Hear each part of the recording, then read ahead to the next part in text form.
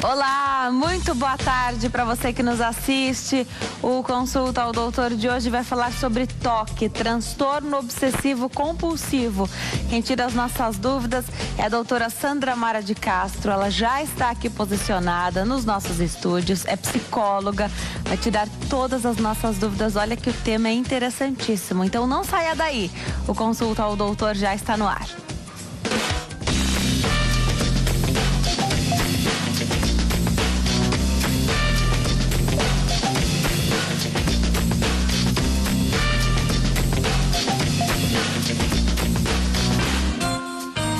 Olá para você que nos assiste de qualquer parte do mundo, o Consulta ao Doutor já está no ar e é uma grande alegria comandar esse programa que leva muita informação para você que nos assiste.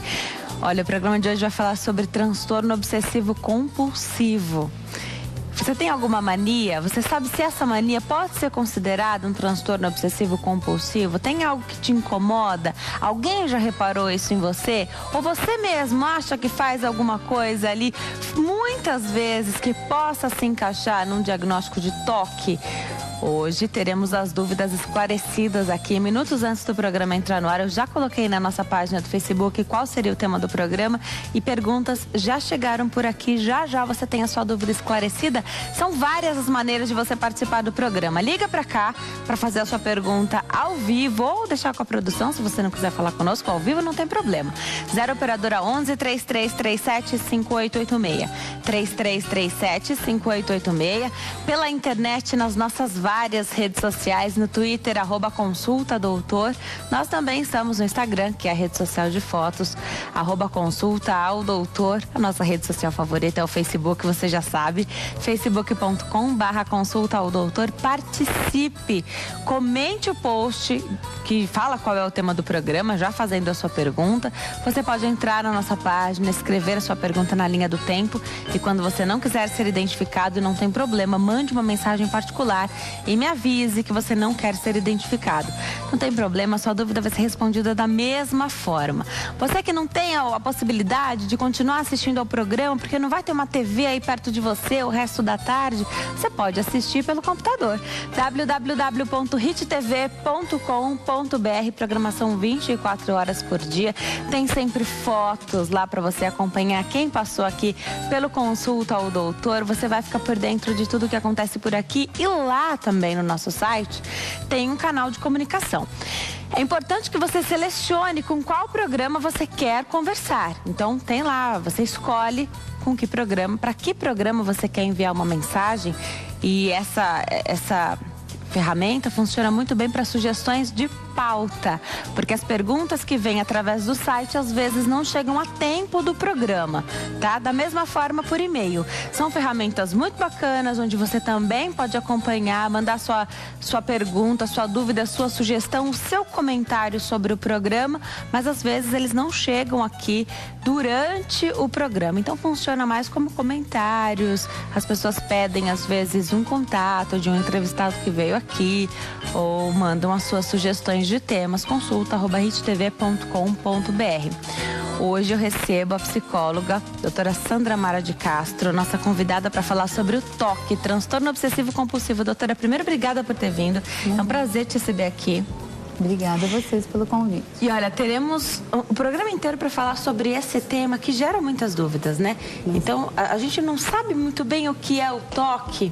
E aí, tem gente que se auto-intitula com TOC. A gente, às vezes, acha que o outro tem e a gente não sabe, né? Por isso, um programa inteiro só para falar disso, então, deste transtorno, que acredito eu, tem uma relação também muito grande com os dias de hoje, né? Então a gente vive muito mais estressado, a correria, não dá tempo às vezes mesmo, a gente não presta muita atenção. Aí tem gente que tem mania de voltar, saiu já de casa, volta para ver, conferir se fechou a porta. Não sei se um pouquinho mais de atenção já ia resolver esse problema. Você vai falar daqui a pouco aqui pra gente. Queria que você começasse então definindo o TOC pra gente, doutora. Muito bem.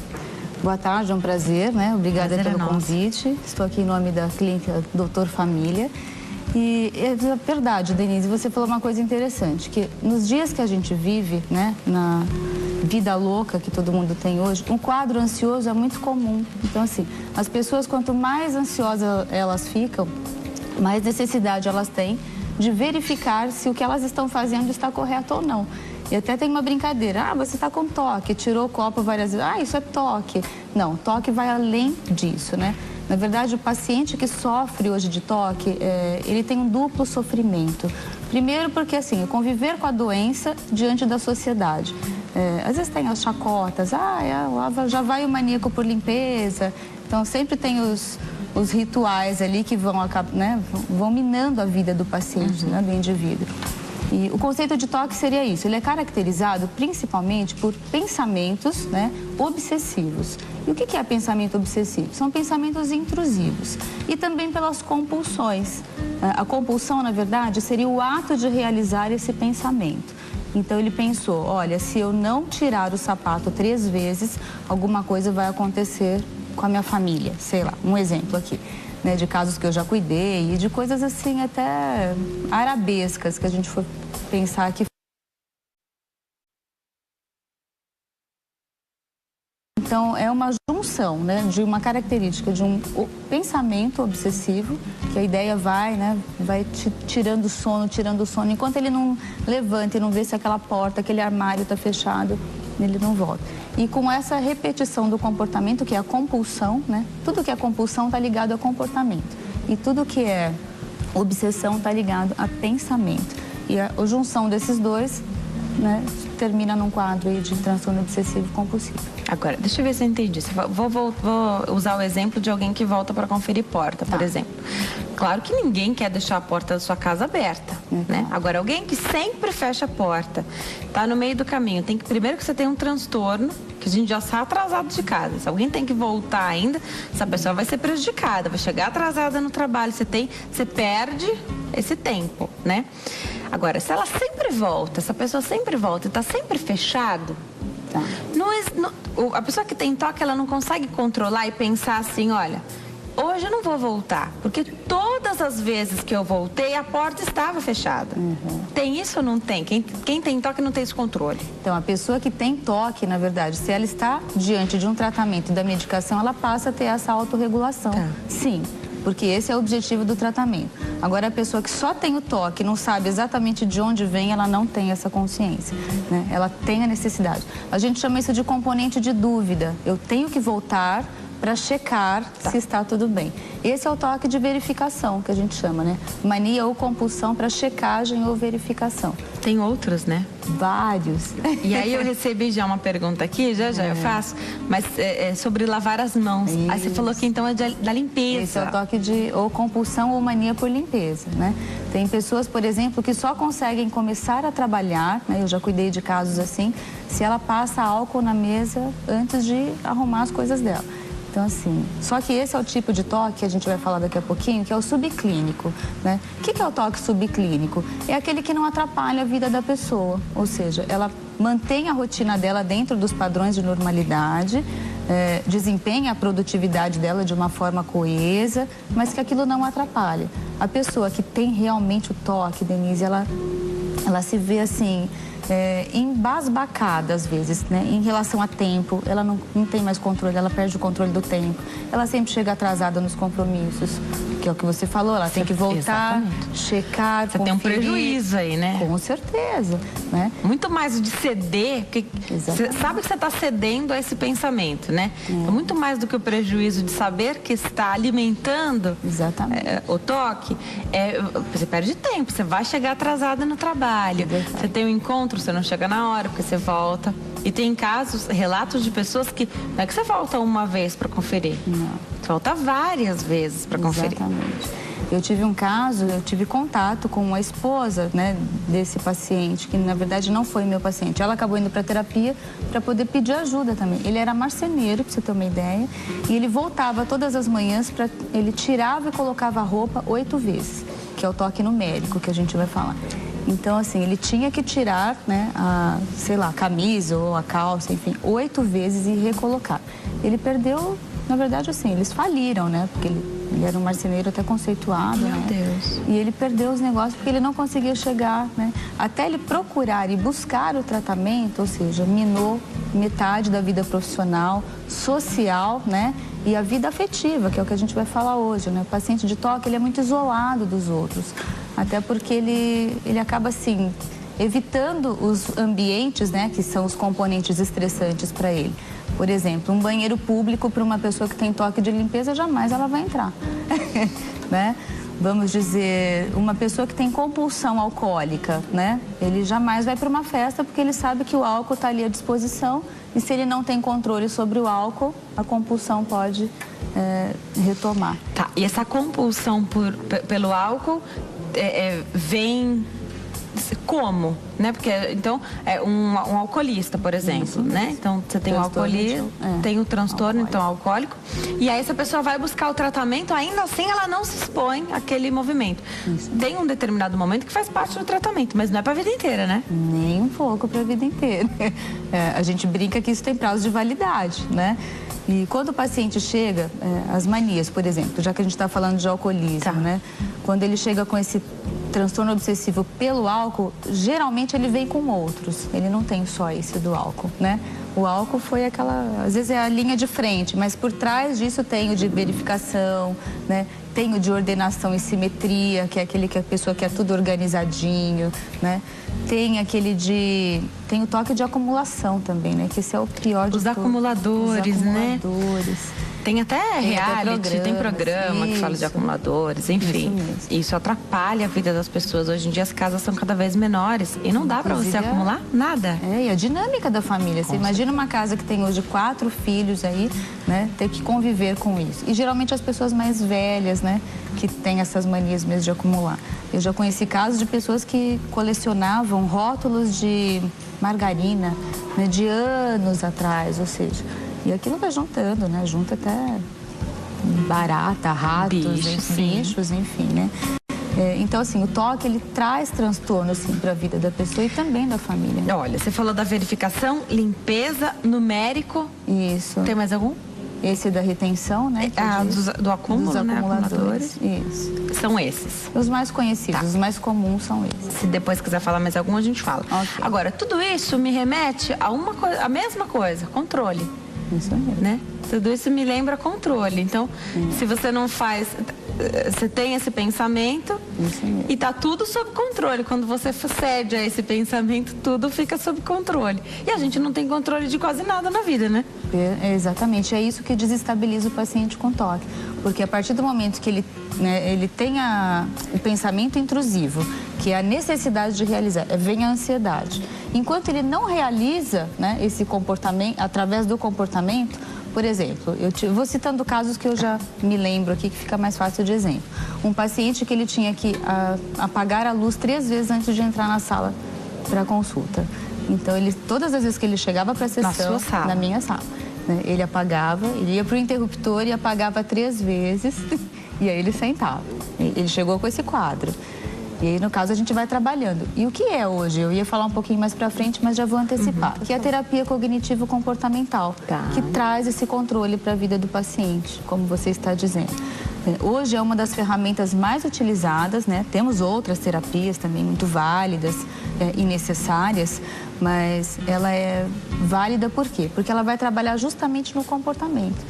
E aí que tá, a gente vai orientando depois a família, né? A gente vai falar um pouco também do helper, né? O que é o helper dentro da família do paciente? É uma pessoa que vai mediar, né, o tratamento desse paciente com o terapeuta e com o psiquiatra.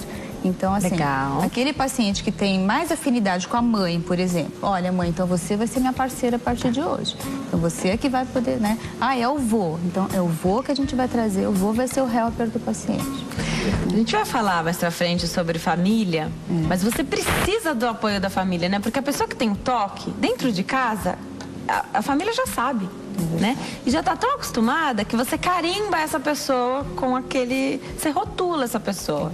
Então, ela vai verificar a lâmpada, por exemplo. Então, vai no interruptor, lava as mãos. A família aceitou. Isso mesmo. A família já aceitou. Se a pessoa não buscar ajuda, tudo bem. Ali dentro daquela casa, essa pessoa está confortável. Você falou que ela é reclusa, né? Essa pessoa dentro de casa, todo mundo já sabe como ela é. E aí você aceita, de certa forma, que você acaba prejudicando. Ótimo. Não é assim? Ótima a sua pergunta e a sua colocação. Por quê? A família, nesse momento, ela faz o papel de codependente do paciente, né?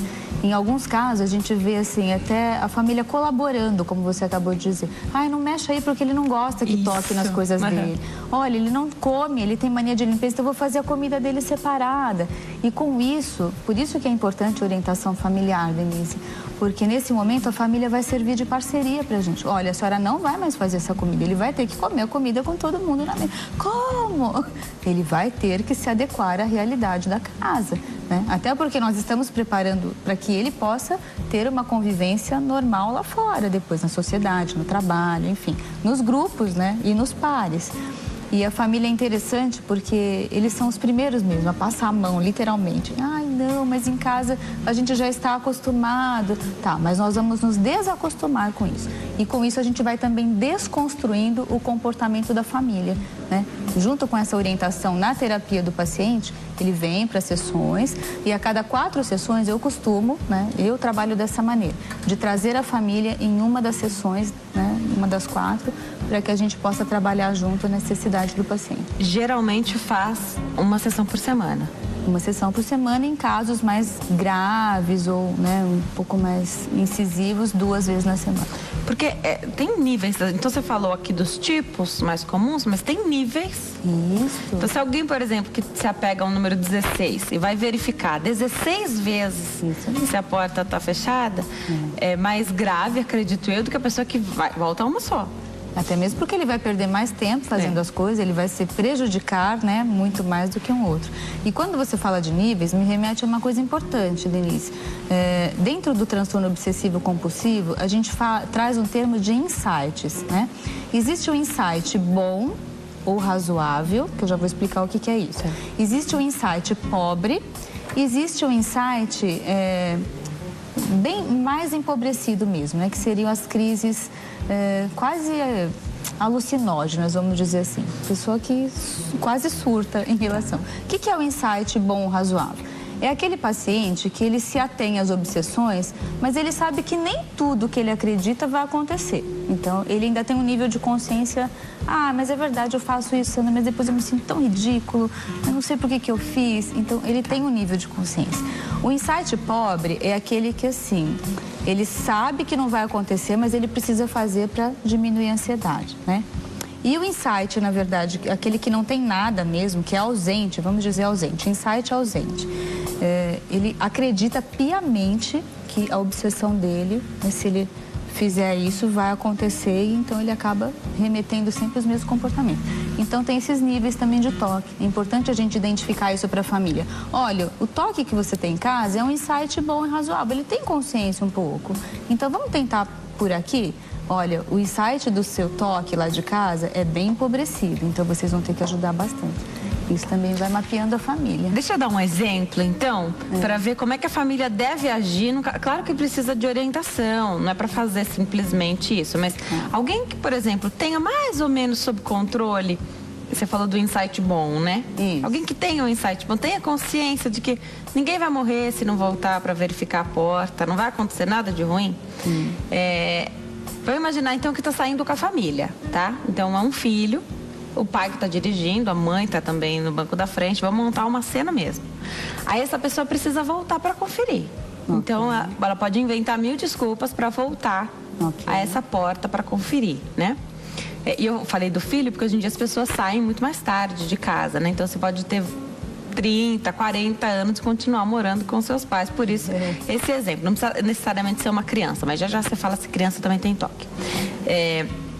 Chega uma vez, 2, vai chegar uma hora que a mãe vai falar assim, não, nós não vamos voltar, a gente está atrasado. Porque quem tem toque é quem está atrás, não está no volante para voltar. Não tem esse controle, né? Exatamente. Não, nós não vamos voltar. Tá tudo certo lá em casa e você esqueceu alguma coisa, você não precisa. pode fazer isso? Então, esse que tem um insight bom ou razoável, ele até compra a sua ideia. Tá. Aí tá bom, porque assim, então eu vou na segurança, daqui a pouco eu vou falar um pouquinho também das pranchas, tá. né? Por que o toque precisa dessa prancha tá. que ele carrega para nadar? Mas um toque empobrecido, ele não, ele vai infernizar a família até voltar, né? Ele vai fazer, e aí acaba o passeio, e acaba tudo. Capaz que a família nem saia mais, não vai mais para onde ia. Acaba a família se restringindo. E uma coisa interessante do toque, assim, eles acabam tendo tanto controle em relação a isso, que ele acaba exigindo que não venha mais visitas em casa, né? Porque se ele tem o toque social, ele não quer visita. Então a mãe fala, a gente se encontra lá na cafeteria da fulana. Ele não quer que a pessoa vá na casa dele? Isso. Esse é o toque social? Eles têm o toque, a dificuldade social faz com que ele tenha dificuldade de sociabilizar. Então, quanto mais gente em casa, mais atrapalho para a família. E às vezes a família faz isso sem perceber. Acaba, deixa, eu vou lá te ver quando você chegar. Né? E com isso ele vai minando também, né? E eles vão se auto-excluindo do mundo. Porque fica eles e o toque e eles. É muito complicado. Agora, você falou de ansiedade, então eu acredito que quem tem a toque já tem uma outra coisa aí. Hoje em dia se fala muito do transtorno de ansiedade generalizado, né? Devem ter outras coisas relacionadas também que você pode falar. O que causa o toque, doutora? Isso mesmo. Você trouxe uma coisa muito interessante também, Denise, porque a gente chama isso de comorbidades. O que são comorbidades? Né? O toque, ele pode abrir um leque de possibilidades para outras patologias, né? Uma delas é o TAG, mas eu já vi casos de pessoas que tinham transtorno de ansiedade desenvolverem um toque, que também é meio que uma via de mão dupla, né? O toque pode ter o transtorno ansioso, mas o transtorno ansioso também pode evoluir para um toque. Tá? Um outro transtorno, um outro componente, que a gente chama isso de espectros do toque, né? É como se fossem algumas possibilidades. O transtorno bipolar do humor, também conhecido. Que mais? Que ele pode evoluir, né, para um toque. Depressão. A depressão maior, muito bem. Que mais? O TAG, o TEPT, que é o transtorno de estresse pós-traumático, também pode evoluir para um toque. Tá. Certo? E os transtornos psicóticos também. Tá. Então são diversos fatores. Janelas, vamos dizer assim. Que se abrem. Que se abrem, exatamente. Para que isso possa acontecer. Para que eu possa chegar lá e me tornar um transtorno obsessivo. Agora, você tem um ambiente também, né? Cada família tem o seu ambiente. Se você tem pais inseguros, a chance de você ter um filho com toque é maior ou isso não tem nada a ver? Inseguro ou ansioso? Tá. Os estudos que a gente tem, na verdade, algumas pesquisas feitas por psiquiatras americanos concluíram que a parte genética é muito relevante nisso. Né? Tanto que foi feito alguns estudos em gêmeos univitelinos e 65% dessas crianças, as duas crianças desenvolveram um transtorno obsessivo compulsivo, né? Mesmo tendo rituais diferentes. Um tinha mania de uma coisa, outro tinha de outra, mas quando foram verificar, dentro do componente familiar, um dos laços parentais aí tinha o toque, ou pai ou mãe. Agora você me disse assim, pais inseguros pode gerar uma criança com toque? Não, né? A insegurança ela já vai para um outro patamar. Ela pode gerar crianças mais frágeis emocionalmente, mais medrosas, né? Com mais dificuldades de encarar obstáculos diante da vida, na escola, problemas com os amigos, bullying principalmente. Então, isso pode gerar. Mas o toque, geralmente, ele traz uma ordem, né? Uma questão aí hereditária. Então, tem. Essa é a pergunta da Margarete da Praia Grande. Sim. Então, se um pai ou uma mãe tem toque, sim, às vezes já até fez o tratamento, está sob controle, mas a chance de você ter um filho... A probabilidade, com sim, toque também é dentro dessa pesquisa desses 65%, né? Tá. Com gêmeos univitelinos, a maioria das crianças tem a possibilidade. Não digo se tiver 5 filhos, 5 vão ter. Pelo contrário.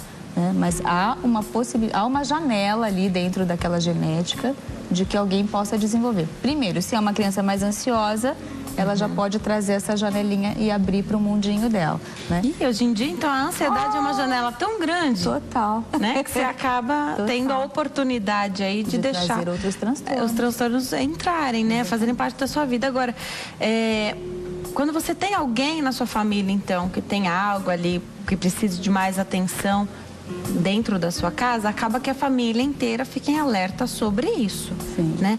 Alguém que tinha, por exemplo, um toque que não fazia, não trazia o menor prejuízo para a vida, mas era um toque. Mas não tinha prejuízo, ela não ia buscar ajuda agora. Já vai prestar atenção, de repente vai buscar ajuda antes. Por que eu pergunto isso? Toque evolui, cada vez a gente está mais ansioso. E toque tem a ver com ansiedade. Quando você está mais ansioso, você repete mais, você impulsiona esse toque? Sim, bastante interessante a sua pergunta. Porque, principalmente quando você diz que por que o adulto às vezes vai procurar só porque às vezes está nesse momento se identificando. Né? Olha, que engraçado, tem uma pessoa que eu conheço assim, um vizinho, né? A gente brinca que até nas fábulas a Branca de Neve tinha toque. Porque ela alinhava a cama dos 7 anões, uma pertinho da outra, né? Porque o toque ele vem de muito longa data. Na verdade, ele tem sido estudado hoje, né? Mas a gente brinca até um pouco, todo mundo tem um pouco de toque. Você vê traço, né? Vê traços, exatamente. Mas a questão da dinâmica é importante por isso. Porque, é como você disse, eu tenho um amigo que eu conheço. E por que é mais fácil diagnosticar isso em crianças? Porque as crianças, elas são mais compulsivas e impulsivas. Então, através do comportamento, elas repetem mais. O adulto, ele já é mais contido. Se ele está numa reunião, ele tem que lavar a mão, ele vai se conter um pouco ali. Mesmo que ele tenha que levantar as 5 vezes, né, durante a reunião, que a gente conta com alguns pacientes até 15 vezes, né? A gente vai tentando diminuir isso com o tratamento. A criança não, ela não esconde isso. Então, o diagnóstico nas crianças é muito mais fácil e mais precoce por conta disso, de elas não terem esse freio, né? O adulto, como ele já tem o superego um pouco mais evoluído, ele tenta dar uma camuflada ali, tenta se segurar, né? A criança não. A criança não. Então, se a criança tem toque, e você diagnostica mais fácil. Isso. E a gente fala também, muito pouco falado isso, mas existe o toque pediátrico, né? Que geralmente de 3 a 4 aninhos tem alguns casos, né? Alguns sintomas que já desencadeiam e já permeiam aí. Não dá para diagnosticar, mas existem características que levam a crer num toque pediátrico que pode evoluir. E aí se encaixa nisso que você falou, de verificação, de limpeza no médico? Ordenação principalmente. Eles querem os carrinhos tudo alinhadinhos. E grita e chora quem tira da ordem. Estabilizam. Legal. Exatamente. Legal, porque fica fácil de saber, né? Então, quem tem filho em casa, agora de repente se identificou, tem psicólogo também especialista em criança para fazer esse tratamento, né? Psicoterapeuta infantil. Já. No meu caso. Você é psicoterapeuta infantil, então. Já a doutora tira mais dúvidas aqui sobre o toque, o transtorno obsessivo compulsivo. Tem muitas perguntas já chegando aqui na nossa página do Facebook. Já você vai ter sua dúvida esclarecida. Continue participando. Agora chegou a hora de falar de saúde. Vamos prevenir aí diversos males que a gente pode. Tudo que está ao nosso alcance a gente tem que fazer. É a nossa obrigação, é a nossa missão. E você que nos assiste, não é só para cuidar da sua família. Você também é responsável pela saúde não é só para cuidar da sua saúde. Você é responsável pela saúde da sua família também, claro, né? Quem escolhe os produtos que vão entrar na sua casa é você. Então faça isso agora, pegando o telefone, ligando para o Oiti, porque você sabe que o nosso organismo não produz ômega 3, né? E que só com a alimentação, hoje em dia, seria impossível mantê-lo nos níveis corretos dentro do nosso corpo. E olha, ômega 3 é necessidade, um dos suplementos mais utilizados no mundo todo. Não é isso, Kleber? Boa tarde.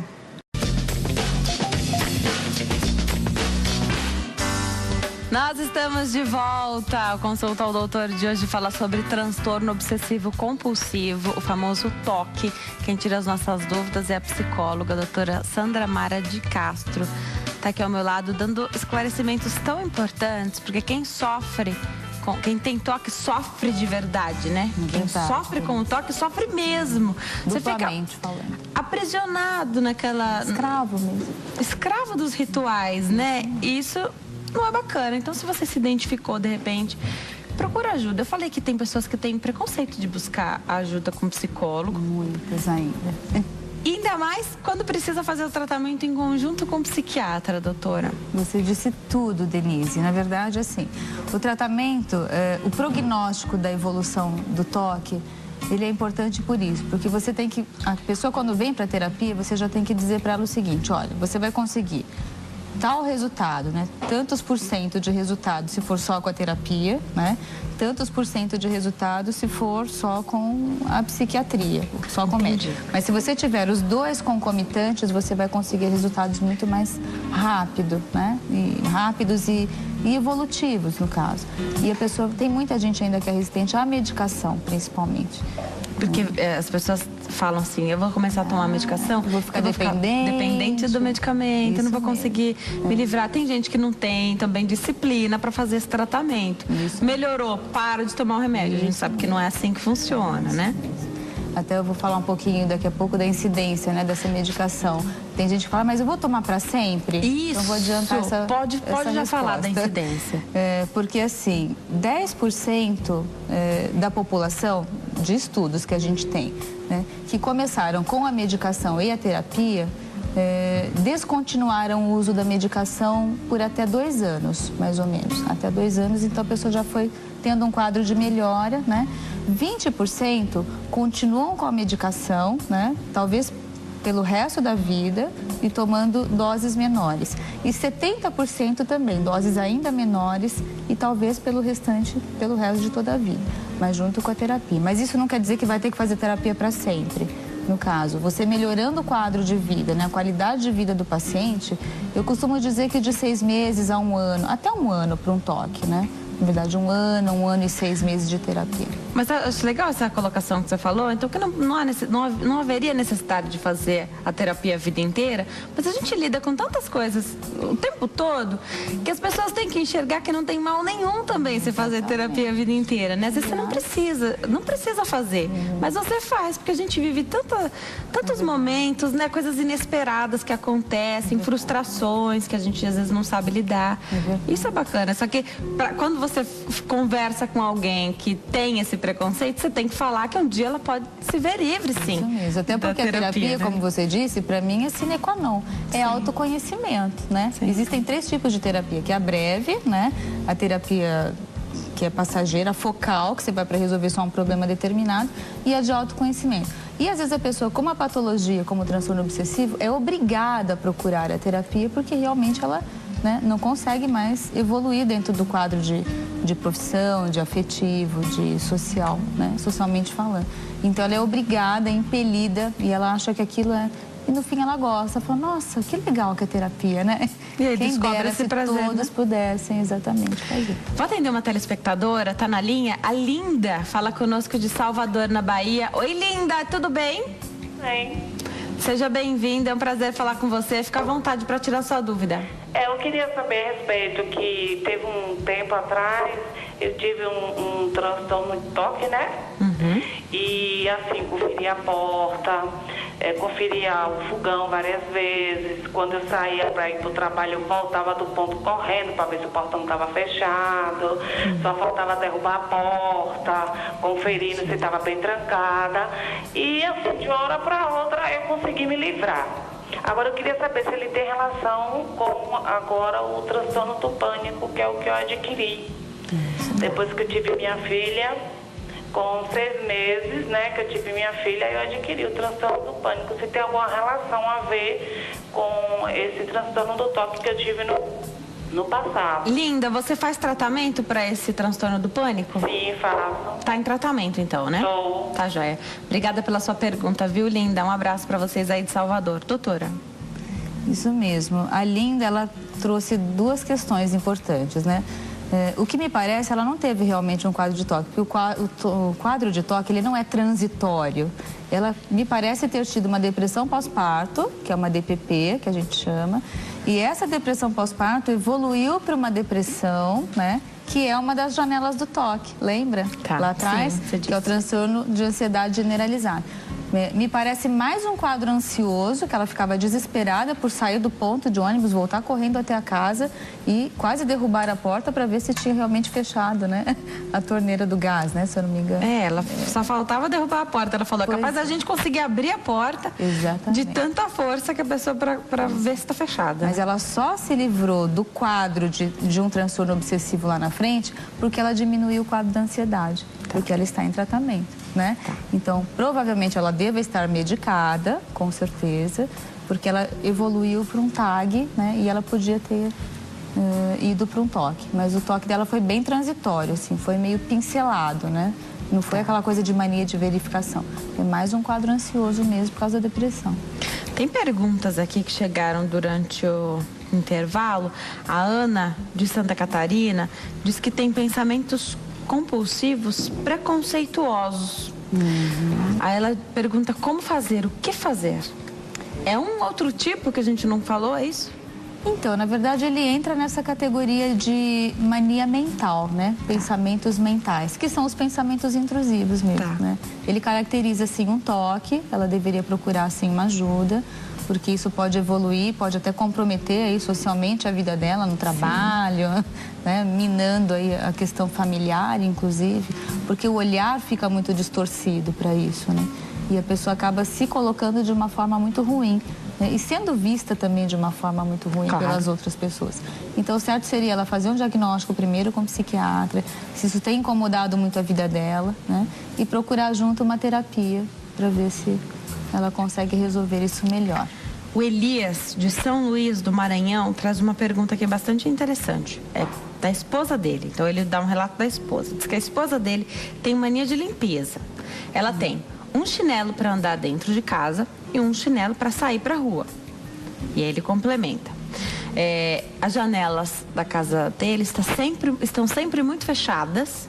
Ela não abre, que segundo ela é para não entrar a sujeira.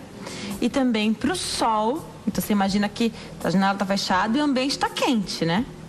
Para o sol não manchar os móveis da casa, doutora. Ela tem um quadro interessante. O esquema que ela utiliza é o do toque, né? Do comportamento de transtorno obsessivo compulsivo. O da limpeza, por exemplo. Mas eu já conheci pessoas, por exemplo, que limpavam o chão e deitavam no chão para ver se a roupa saía suja. Esse é o extremo da limpeza. Pelo jeito, ela só fecha a janela, né? Fecha a janela. Então, mas caracteriza um quadro aí meio obsessivo, né? Ela tem uma obsessão. Ou seja, se ela deixar a janela aberta, a poeira vai entrar e aquilo deve incomodar. Ela vai lá e prefere fechar tudo. Então, ela tem sim um toque de limpeza. Quem ligou foi o marido. Então, isso atrapalha muito o marido. Eu não sei se essa casa fica abafada. A gente sabe que a casa precisa respirar. Então, é preciso abrir a casa. Né? Os móveis precisam tomar, né? Ar, ventilar, né? Enfim. Agora, sobre o chinelo, a rua é muito suja, né? Tem gente que não entra em casa com sapatos, né? Aliás, tem culturas que não permitem entrar em casa com os sapatos. É algo a se preocupar, porque na verdade, eu não sei se ela obriga o parceiro a fazer o mesmo, né? Mas enfim. É isso que você disse, é uma coisa interessante, porque às vezes o paciente que tem as manias, vamos dizer assim, ele leva a família inteira a participar disso. Então tem que ver até que ponto isso está desestabilizando a dinâmica da família. Se o marido está tão incomodado com isso, é porque realmente ele não vê nenhuma necessidade de trocar de sapato, mas ela vê, né? Mas, e o que a gente poderia enxergar de tudo isso? É claro, a rua é suja, tem gente que tem um sapato para dirigir, que eu conheço. Mas aí você não vai, por exemplo, no carro põe um, em casa põe outro. Recebe uma visita. Né? A sua família pode inteirinha fazer isso, como a esposa do Elias faz, por exemplo. Que não teria problema nenhum ter um sapato para andar dentro de casa e um sapato para andar na rua. Só que você recebe uma visita. Você não vai obrigar a sua visita a tirar o sapato para entrar na sua casa, né? É deselegante, você não vai falar para ela não entrar na sua casa com sapato sujo. É que sem saber, né, se isso seja ou não um quadro de toque, neste momento ela teria que fazer uma verificação mesmo, né, uma anamnese, procurar. Se for toque, tem que tratar. Tem que tratar, exatamente. Até porque é exatamente isso que a gente vai falar daqui a pouquinho, Denise. Desestabiliza totalmente a família, né? A família fica desestabilizada, a família se sente na obrigação de entrar nesta onda, né? Isso mesmo. Então, se é a mãe, por exemplo, que obriga os filhos a tirarem o sapato. Aí tem trabalho para fazer da escola. E hoje em dia não sei se faz ainda isso, mas na minha época se ia muito na casa dos amigos fazer trabalho, né? As pessoas iam muito lá em casa fazer trabalho e era uma delícia, né? Então você recebe os amigos. Acredito que esta mãe, por exemplo, vá barrar esse tipo de trabalho. Não, aqui em casa não vem. Isso. Né? Porque aí você foge do controle. Criançada, em casa, então entra tudo com o pé na cabeça, né? Não tem como, né? Não tem como. Então é mais do que... Aí, a gente está falando de tipos de toque, isso que vai atrapalhar outras pessoas. Não, agora não estamos mais naquele que a família aceitou. Você, não mexe aí, deixa que é dele. Não. Alguém que tem que entrar nesta mania, né? Mesmo. Aí você tem um outro tipo de prejuízo para a família. Exatamente, que é o social que eu te falei. A família deixa de fazer passeios. Eu conheço pessoas que compraram viagens e na semana da viagem o paciente entrou em crise e não puderam viajar. Então... Eu quero que você fale sobre essa crise já. Tá? Que entrou em crise, porque eu penso no paciente que tem toque, alguém que tem toque sempre. Não consegui pensar, não consigo imaginar quando que é algo mais crítico que paralisa essa pessoa, já você fala, tá? Quando é que isso pode acontecer? Agora eu atendo uma telespectadora que está na linha, ela fala com a gente aqui de São Paulo mesmo, é a Andréia. Oi, Andréia, tudo bem? Boa tarde. Boa tarde, tudo bem? Tudo jóia, seja bem-vinda, fica à vontade para tirar sua dúvida. Tá ok. A minha pergunta é que eu tenho transtorno bipolar. Tá. Eu já fiz tratamento durante 3 anos com lítio, fiz terapia e eu tô sob controle, eu tô bem. Mas eu percebo no meu filho, ele tem 8 anos e ele tem cacuetes. Até onde isso é normal da idade e onde a gente tem que começar a se preocupar com isso? Porque assim, ele tem pisca-pisca, ele fica piscando toda hora, ele fica chacoalhando a cabeça. E às vezes eu percebo os amiguinhos dando risada já por causa... Eu começo a notar já na idade dele. Eu sei que tem uma idade que isso é relativamente normal da criança, do crescimento, algumas tem, outras não. Mas eu queria saber quando é que eu começo a me preocupar, já que eu tenho esse problema também, se tem alguma coisa a ver ou não. Tá certo, Andréia. Obrigada pela sua pergunta. Um abraço para você, doutora. Então, a Andréia deve estar super preocupada porque ela já passou por várias situações aí, né? E preocupada que o filho vá realmente afunilando para isso. Mas o transtorno bipolar, na verdade, ele é uma comorbidade, sim, do toque, como a gente falou lá no comecinho. Agora, os tiques, né? A gente pode pensar num quadro até de uma síndrome de Tourette. Por isso que seria importante, assim, a avaliação. Em alguns momentos da primeira e segunda infância, a criança reproduz comportamentos. Então, a gente pergunta sempre para a família, tem algum vovô que pisca? Alguma professora do jardim, né? Porque já tive casos de a criança piscava e a professora, ela tentava imitar o movimento que a professora fazia. Então, descartando essa possibilidade, se não é por imitação que a criança está agindo, procurar sim uma ajuda, né? Talvez seja uma criança que esteja fazendo um quadro de ansiedade mesmo, a família, né? Talvez cobrando tudo. Uma das dicas que eu sempre dou e vou dar para a Andréia é assim, não ficar corrigindo toda hora. Olha aí, de novo, você fez, né? A criança, principalmente na frente das pessoas, ela se retrai. Então, buscar ajuda e orientação para isso. Queria que você falasse agora, enquanto eu vou me posicionar para dar um outro recadinho, mas você vai respondendo já essa pergunta. Das crises.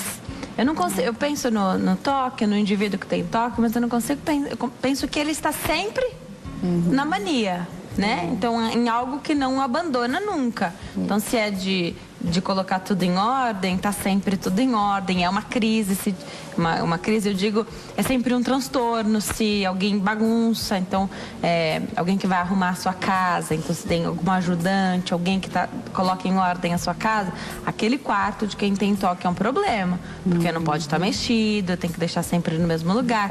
E quem tem toque, acredito eu, saiba exatamente como deixou. Simetricamente posicionado. Isso, como deixou esses objetos. E aí sabe, inclusive, alguém esteve aqui, alguém tocou neste objeto. Que outras pessoas jamais iam notar, né? Aliás, tem gente que não percebe nem se não tá mais lá, se tá tudo bagunçado, a pessoa não percebe. Mas quem tem toque sabe. O que é uma crise para quem tem toque, doutora? Vai respondendo. Então, vamos lá. Quando a gente fala de crise, na verdade, existem as comorbidades e as janelas, né, para o toque, que a pessoa que quando tem um transtorno obsessivo, ela geralmente tem um quadro depressivo.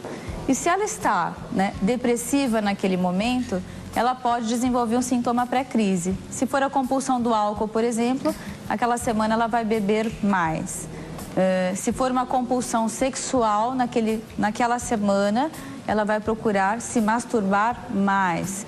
né? Tem tudo isso. Tem as compulsões sexuais também que entram nesse ritmo. Se tem a mania por limpeza, aquela semana ela vai ficar mais ansiosa e vai tomar mais banhos, vai levar mais tempo fazendo isso, ok? Tá então certo. seriam mais ou menos essas 3 janelas. Eu vou dar um recadinho para quem está em casa, já já. A gente continua batendo papo aí sobre toque. Tem muitas perguntas na nossa página do Facebook. Tem gente perguntando, olha, eu sempre lavo as mãos. Eu lavo as mãos mesmo quando não há necessidade. Será que eu tenho toque? Quando é que é hora de buscar uma ajuda? E que ajuda é essa que a gente busca? Porque numa ocasião aqui você disse, precisa do diagnóstico, precisa procurar o psiquiatra. A gente sabe que numa escala entre psicólogo e psiquiatra, as pessoas vão preferir, com todo o seu preconceito, buscar um psicólogo e deixar o psiquiatra achando que, se eu for no psiquiatra, conota, parece que é algo mais grave. Já já você explica isso pra gente, doutora. Faço questão de falar sobre o toque com todos os detalhes, porque quem sofre com o toque às vezes fica paralisado, não consegue. A doutora falou, às vezes você fica recluso, então não sai mais de casa, não consegue viajar. Imagina, você falou de alguém que precisa, que a mãe ou o familiar precisa fazer a comida separada. Essa pessoa não consegue nunca viajar e não consegue dar descanso para essa pessoa que faz essa comida também. Já já você tira essas dúvidas aí de quem está em casa também. Agora tem uma dica para você que está em casa. Hoje é segunda-feira, é o dia mundial de começar a fazer dieta. E olha, que a dieta que você iniciar hoje seja a dieta e a reeducação alimentar que você vai levar para a vida toda. Eu tenho uma dica, porque olha, a gente passa o final de semana, às vezes dá aquela exagerada, né? Foi no restaurante, come um churrasco, encontrou com a família. A gente tem uma cultura de toda reunião familiar tem sempre algo para comer. Geralmente não é algo muito saudável, eu sei. Aí você não resistiu, né? E agora está se sentindo culpado.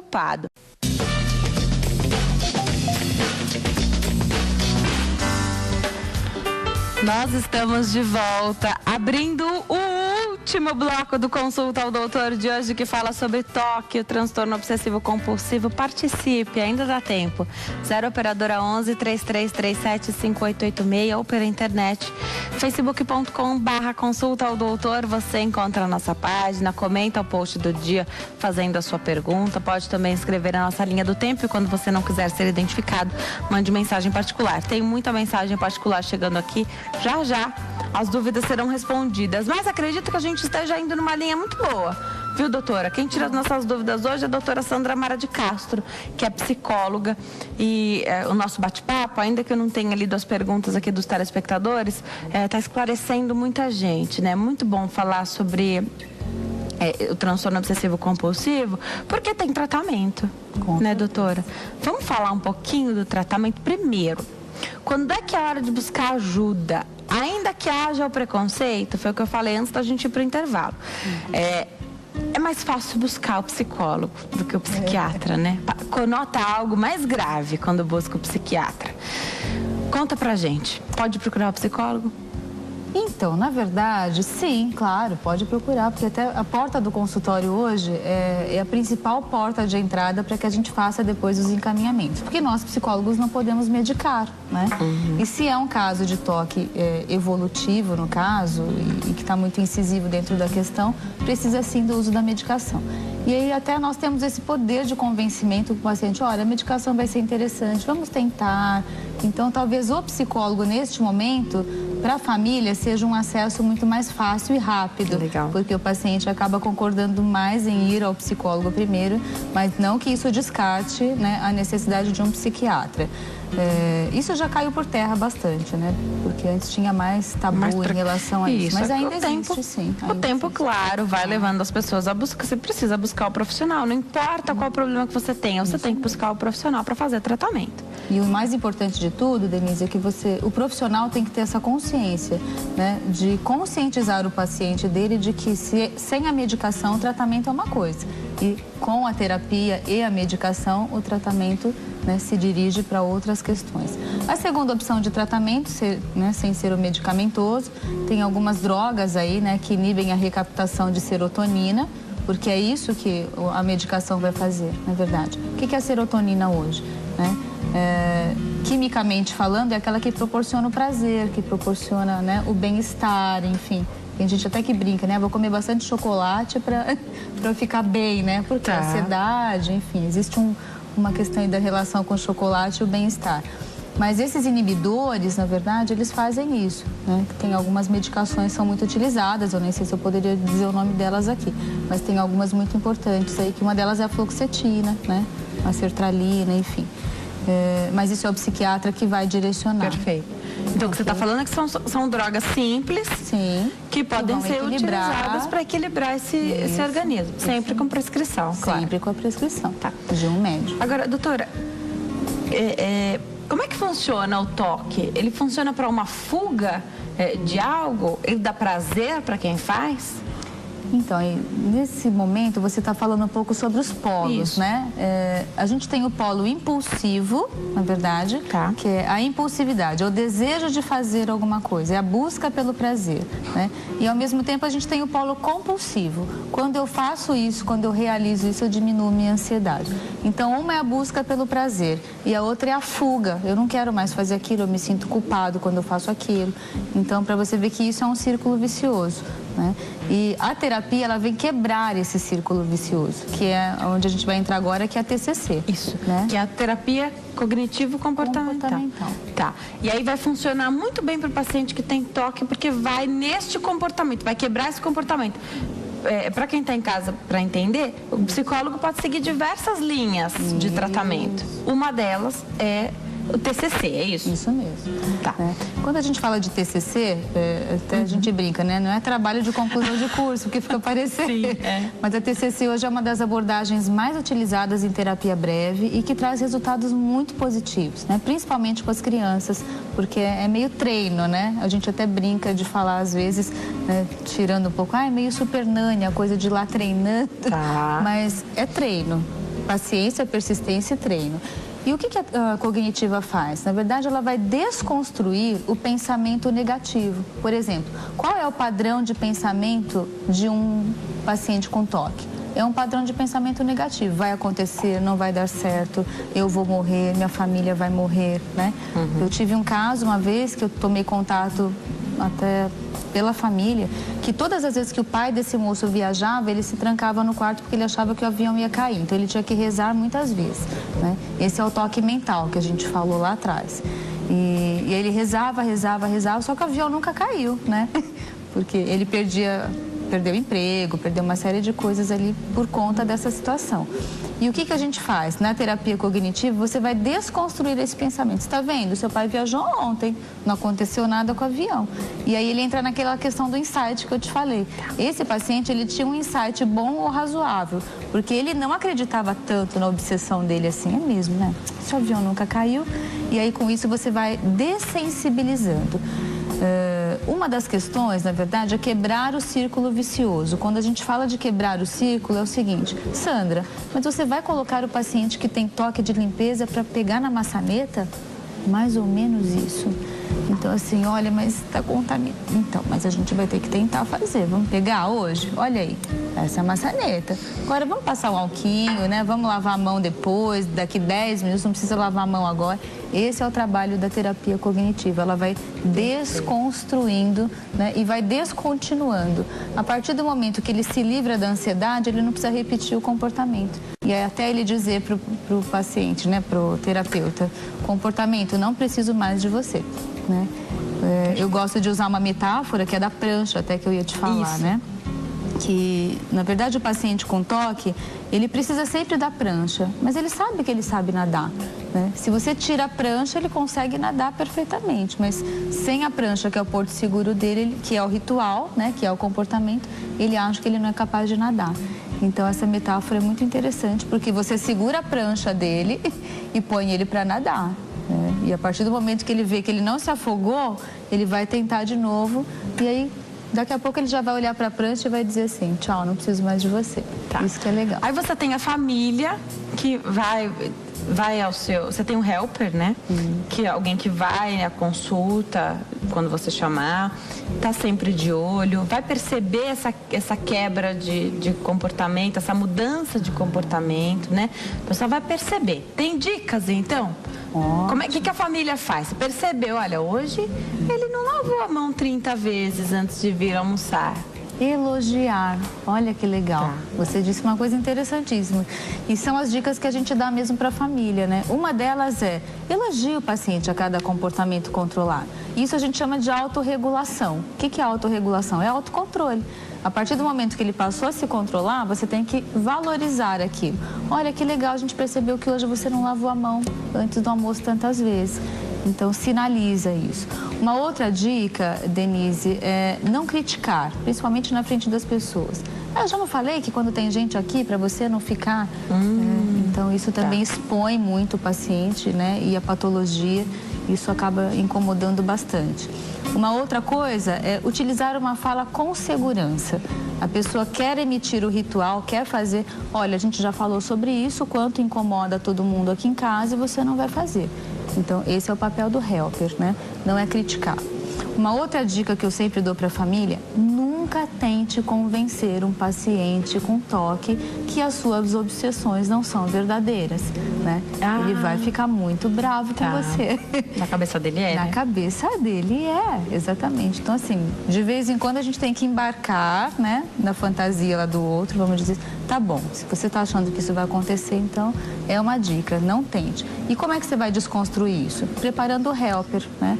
Fazendo com que ele conheça mais sobre a patologia, com que ele sinta compaixão né, se coloque no lugar dessa pessoa de vez em quando, paciência e persistência. Tá. É um trabalho que exige exercício, né? Então você deve dar a tarefa de casa para os seus pacientes, né?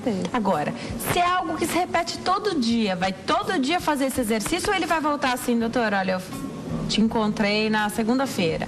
Na segunda eu consegui, na terça eu consegui, na quarta já foi mais difícil. Aí eu não consegui mais, cedi ao pensamento. Isso mesmo. A gente faz um planejamento de rotina, né? Que é uma tabela de comportamento e ele vai relatar essa tabela. E ao passo que ele vai evoluindo, ele vai ganhando pontos nessa tabela. Na verdade, é meio que lúdica a coisa para poder motivá-lo. Vou dar um recadinho para quem está em casa, mas eu volto para você falar mania de doença. Também pode ser toque? Já, porque tem gente que procura. Enquanto não achar alguma coisa, o pessoal está procurando. E a gente sabe que quem procura acha, doutora. Dura que é verdade. Quem procura acha. Já, a doutora explica pra gente se mania de doença também pode ser considerado toque. Agora você tem uma nova oportunidade de ligar para o Oiti. Olha, adquirir o seu ômega 3 que você sabe que o nosso corpo precisa tanto, reduz colesterol ruim, aumenta o colesterol bom, equilibra o seu organismo, é bom para o cérebro, é bom para o coração também. O Kleber sempre brinca que é o famoso faxineiro do sangue e é mesmo.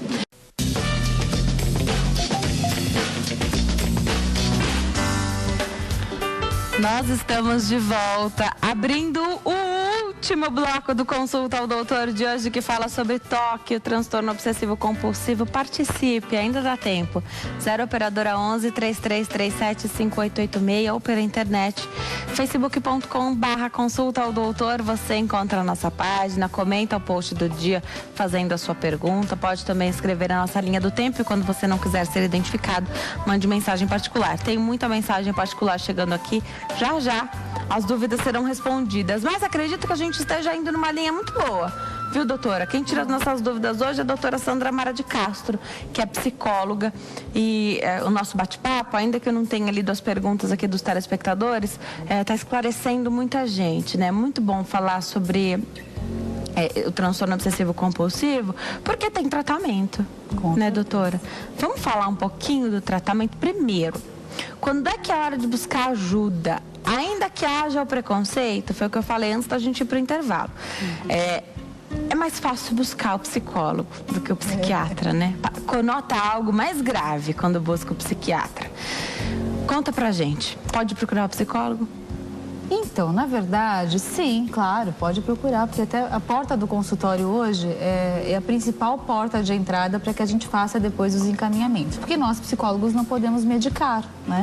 E se é um caso de toque evolutivo, no caso, e que está muito incisivo dentro da questão, precisa sim do uso da medicação. E aí até nós temos esse poder de convencimento com o paciente, olha, a medicação vai ser interessante, vamos tentar. Então, talvez o psicólogo, neste momento, para a família, seja um acesso muito mais fácil e rápido. Legal. Porque o paciente acaba concordando mais em ir ao psicólogo primeiro, mas não que isso descarte, né, a necessidade de um psiquiatra. Isso já caiu por terra bastante, né? Porque antes tinha mais tabu em relação a isso. Mas ainda existe, sim. O tempo, claro, vai levando as pessoas a buscar. Você precisa buscar o profissional. Não importa qual problema que você tenha, você tem que buscar o profissional para fazer tratamento. E o mais importante de tudo, Denise, é que o profissional tem que ter essa consciência, né? De conscientizar o paciente dele de que sem a medicação o tratamento é uma coisa. E com a terapia e a medicação, o tratamento, né, se dirige para outras questões. A segunda opção de tratamento, sem ser o medicamentoso, tem algumas drogas aí, né, que inibem a recaptação de serotonina, porque é isso que a medicação vai fazer, na verdade. O que é a serotonina hoje, né? Quimicamente falando, é aquela que proporciona o prazer, que proporciona, né, o bem-estar, enfim. Tem gente até que brinca, né? Vou comer bastante chocolate para ficar bem, né? Porque a ansiedade, enfim, existe uma questão aí da relação com o chocolate e o bem-estar.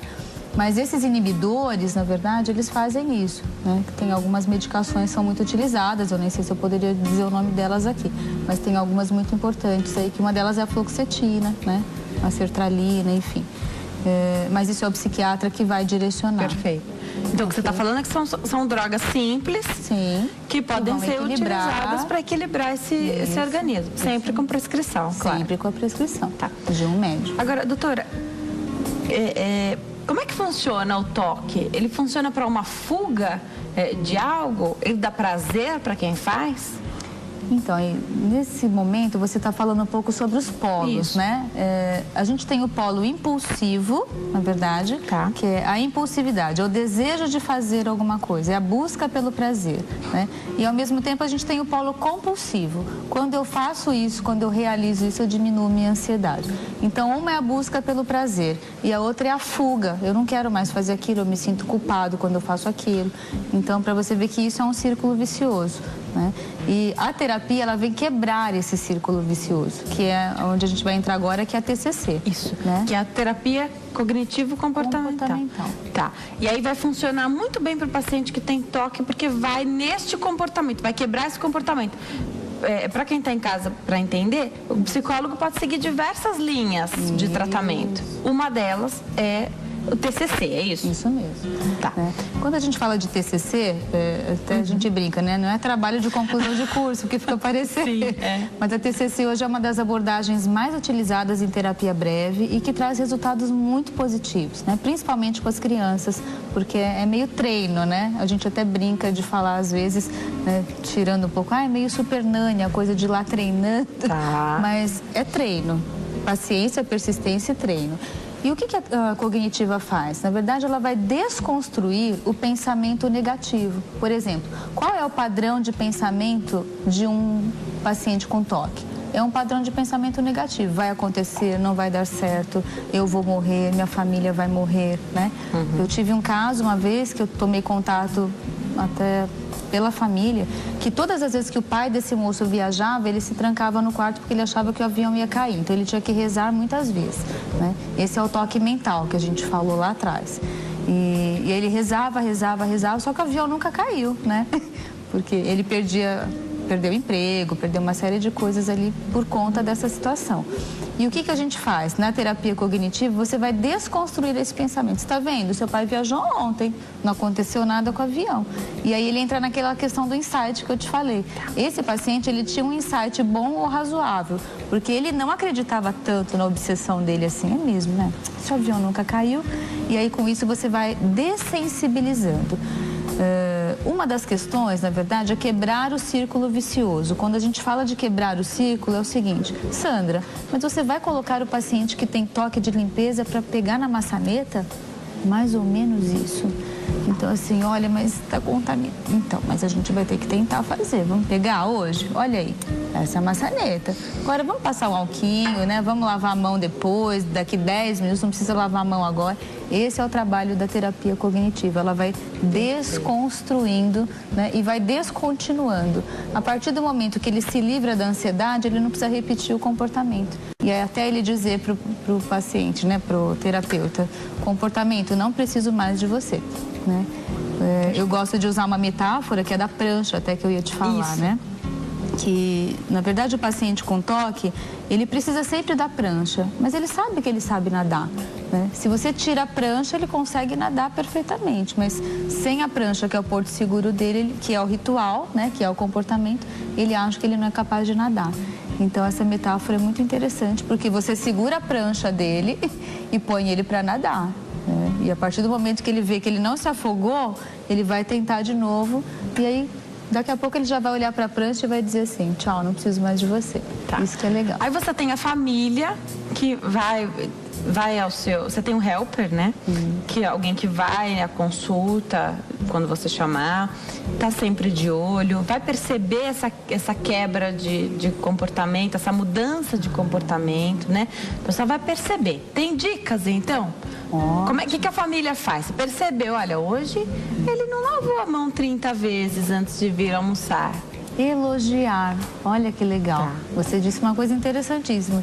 E são as dicas que a gente dá mesmo para a família, né? Uma delas é elogie o paciente a cada comportamento controlado. Isso a gente chama de autorregulação. O que é autorregulação? É autocontrole. A partir do momento que ele passou a se controlar, você tem que valorizar aquilo. Olha que legal, a gente percebeu que hoje você não lavou a mão antes do almoço tantas vezes. Então, sinaliza isso. Uma outra dica, Denise, é não criticar, principalmente na frente das pessoas. Eu já não falei que quando tem gente aqui, para você não ficar... Então, isso também expõe muito o paciente, né? E a patologia, isso acaba incomodando bastante. Uma outra coisa é utilizar uma fala com segurança. A pessoa quer emitir o ritual, quer fazer... Olha, a gente já falou sobre isso, quanto incomoda todo mundo aqui em casa e você não vai fazer. Então, esse é o papel do helper, né? Não é criticar. Uma outra dica que eu sempre dou para a família, nunca tente convencer um paciente com toque que as suas obsessões não são verdadeiras, né? Ele vai ficar muito bravo com você. Na cabeça dele é, Na né? cabeça dele é, exatamente. Então, assim, de vez em quando a gente tem que embarcar, né? Na fantasia lá do outro, vamos dizer, tá bom, se você tá achando que isso vai acontecer, então é uma dica, não tente. E como é que você vai desconstruir isso? Preparando o helper, né? Fazendo com que ele conheça mais sobre a patologia, com que ele sinta compaixão pela, né, se coloque no lugar dessa pessoa de vez em quando, paciência e persistência. Tá. É um trabalho que exige exercício, né? Então você deve dar a tarefa de casa para os seus pacientes, né? Agora, se é algo que se repete todo dia, vai todo dia fazer esse exercício ou ele vai voltar assim, doutor, olha, eu te encontrei na segunda-feira. Na segunda eu consegui, na terça eu consegui, na quarta já foi mais difícil. Aí não consegui mais, cedi ao pensamento. Isso mesmo. A gente faz um planejamento de rotina, né? Que é uma tabela de comportamento e ele vai relatar essa tabela. E ao passo que ele vai evoluindo, ele vai ganhando pontos nessa tabela. Na verdade é meio que lúdica a coisa para poder motivá-lo. Vou dar um recadinho para quem está em casa, mas eu volto para você falar mania de doença. Também pode ser toque? Já, porque tem gente que procura. Enquanto não achar alguma coisa, o pessoal está procurando. E a gente sabe que quem procura acha, doutora. Dura que é verdade. Quem procura acha. Já, a doutora explica pra gente se mania de doença também pode ser considerado toque. Agora você tem uma nova oportunidade de ligar para o Oiti. Olha, adquirir o seu ômega 3 que você sabe que o nosso corpo precisa tanto, reduz colesterol ruim, aumenta o colesterol bom, equilibra o seu organismo, é bom para o cérebro, é bom para o coração também. O Kleber sempre brinca que é o famoso faxineiro do sangue e é mesmo. Kleber, vamos dar aquela colher de chá para quem está nos assistindo e continuar na promoção da gente poder montar o kit. Boa tarde de novo. Quem não tem tempo para cuidar da saúde, depois vai ter tempo para cuidar da doença, que aí não tem jeito. Quando a doença pega, você tem que se dedicar a ela. Vou voltar a conversar com a doutora. Nosso tempo está acabando, viu, doutora? Mas vamos falar sobre mania de doença, doutora. É toque também? Vamos lá. Então, na verdade, existe uma janela, uma comorbidade aí, sim. A gente vai falar um pouco do hipocondrismo também, né? O que é a pessoa hipocondríaca?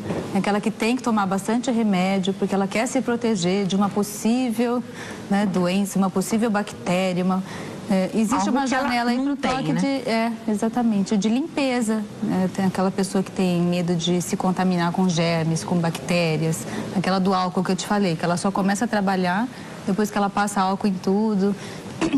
Então, a mania de doença pode, né, ser advinda de um processo. Vale a pena, sim, checar, vale a pena fazer uma avaliaçãozinha. E se isso estiver muito incisivo e complicando muito. Porque tem gente que compra remédio... Então, porque aí você vai ao médico, então você está encanado com alguma coisa. Você vai ao médico, você não tem nada. Isso mesmo. Você faz o exame, não tem nada. E aí, na sua cabeça, você tem. Então, você vai buscando até achar. Acontece que você vai ficar procurando uma coisa que você não tem o que você procurar. Às vezes você até muda, a pessoa muda. Então, será que é outra coisa? Né? Vai procurando. Você quer um exemplo? O transtorno da síndrome do pânico. Muitos pacientes chegam com esse quadro evolutivo no consultório. Olha, ontem eu tive taquicardia, depois me deu parestesia facial, depois o meu cabelo... Ia para o hospital, nada. Ia para o hospital, nada. Então, assim, faz exame, nada.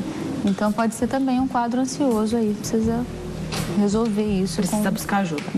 Vou deixar os contatos da doutora para a gente poder conversar até o finalzinho. www.clinicadrfamilia.com.br é a Clínica Doutor Família. Então, clinicadrfamilia.com.br. O telefone 0 operadora 11 2704 7700. 0 operadora 11 2704 7700. Tem muita gente perguntando aqui, tem cura? Se fala em cura, se fala em controle. A gente tem mais um minutinho. Vamos lá. Cura é uma coisa que a gente está um pouco distante de muitas coisas hoje em dia, né? De depressão, mas controle sim, por que não? Né? Controle... E a pessoa vive bem, né? Exatamente. Vive proporcionar qualidade de vida para o paciente, como eu te falei.